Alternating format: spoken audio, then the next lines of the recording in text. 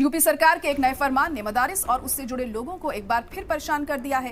दरअसल यूपी सरकार ने मदारिस में जारी मदरसा जदीदकारी स्कीम को बंद करने का ऐलान किया है। इस सिलसिले में 7 अक्टूबर 2023 को मरकजी वजारत बराए अक़लियती अमूर ने एक हुक्मनामा जारी करके कहा था कि इस मदरसा जदीदकारी स्कीम सिर्फ 2021-22 तक के लिए ही थी और इसी को बुनियादी रखकर यूपी सरकार ने इसे माह की 5 तारीख को मदरसा जदीदकारी स्कीम को बंद करने का ऐलान किया।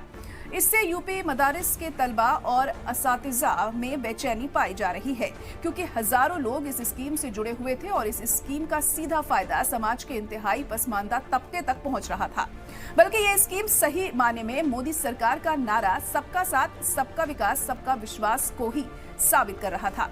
इस स्कीम के बंद होने पर यूपी मदरसा बोर्ड के चेयरमैन डॉक्टर इफ्तिखार अहमद जावेद ने पीएम मोदी को लेकर लिखकर इसे जारी करने की अपील की है।